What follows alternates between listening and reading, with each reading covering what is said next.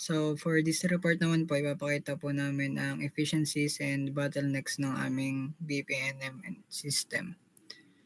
Next. First bottleneck po namin is manual enrollment.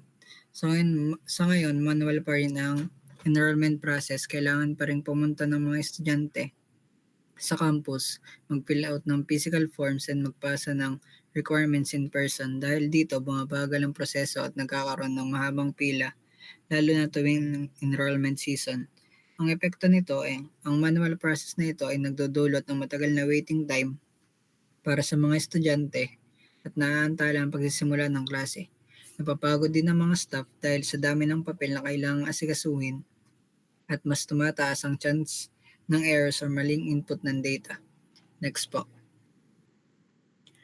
Bottleneck 2 is lack of coordination between departments. Ang mga departments tulad ng registrar, accounting at cashiers ay nagtatrabaho ng hiwalay at walang isang sistema na ginagamit. Kadalasan, communication ay ginagawa pa rin manually through printed forms or email na naging sanhi ng delay at kalituhan. Ang epekto nito, nagkakaroon ng miscommunication at misplaced ng files. Minsan, hindi makausad ang proseso ng isang estudyante dahil nakatigil ang record niya sa isang department. Ang resulta, mabagal na proseso, confusion sa staff at frustration sa student. Next. Bottleneck 3 ay human error and data inconsistency. Dahil sa manual pa rin ang data entry at validation, madalas nagkakaroon ng human error tulad ng maling pag-encode o duplicate record sa iba't ibang departments. Ang epekto nito, ang mga errors na ito ay nagdudulot ng maling student records, delay sa verification, at minsan kailangan pang ulitin ng estudyante ang ilang steps. Nagre-resulta ito sa abala sa estudyante at dagdag trabaho sa staff. Next. So, ang next po is yung aming to-be process diagram. So, it replaces most manual transaction with an online system now. So, students can now enroll remotely or online. Departments can coordinate automatically through system. So, this process involves 5 participants, which is the student system, registrar, the cashier, and the system. So first, the student, which you can create an account or a login through access the online enrollment portal using a secure account and fill out online enrollment form. All required student information is entered digitally. And you can now upload requirement documents or supporting documents such as grades, ID, and certificates are uploaded directly. Then submitted enrollment application once completed. The application is submitted online. Then the system automatically receives and validates the submission. Next, with the system lane, it validates submitted information. The system checks the completeness and accuracy of the data. Pag na-kompleto na siya, yung application is forward na sa registrar. Pag hindi naman is yung student is naka-receive siya ng notification para mag-resubmit. Then manonotify yung registrar and yung ma-inform yung registrar sa system na hindi na kailangan pumunta pa sa school. Ganun. Then next is the registrar lane.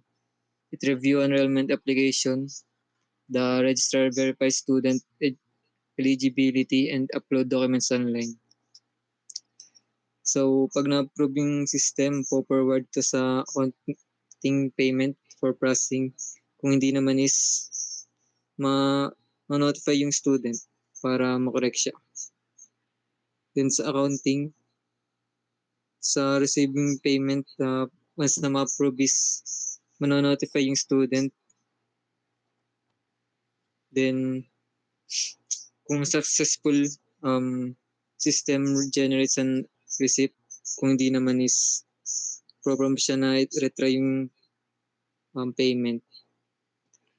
Then next is the system which updates student record in centralized database, and all information including payment confirmation is stored in one secure system. and nagsisend sila ng email or SMS sa student.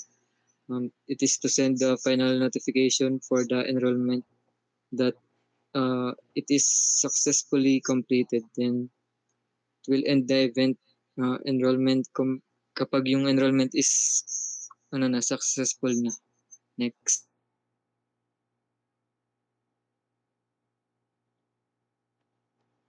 Functional requirements. Sa functional requirements naman, meron ditong secure account management. Ito ay pwedeng gumawa at mag-manage ng account ang mga estudyante ng ligtas sa system. Then, online submission of documents. Hindi na kailangan pumunta sa campus dahil pwedeng i-upload online ang forms at requirements. Next is real-time status updates. Makikita ng estudyante agad kung ano na ang status ng kanilang enrollment, like pending, approved, and completed. Then, online payment integration. Pwede naman dito magbayad online at automatic na makakakuha ng electronic receipt. Then, is staff validation tools. Ang mga staff ay pwedeng mag-validate at mag-approve ng application sa loob mismo ng system. Next is centralized database. Lahat ng student records ay naka-store sa isang secure at centralized database. Last is automated reports. Pwede naman dito gumawa ng summary and audit reports para naman sa admin. Next. Sa non-functional requirements naman, ito ay mayroong high availability that gumagana ang system ng 99.9% of the time, lalo na sa enrollment season. Next is fast response time. Lahat ng updates ay dapat lumabas within 5 seconds para sa smooth experience.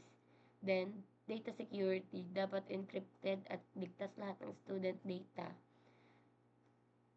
Next is user-friendly interface. Dapat madaling gamitin ang system at pareho sa desktop at mobile. Lastly is scalability and performance.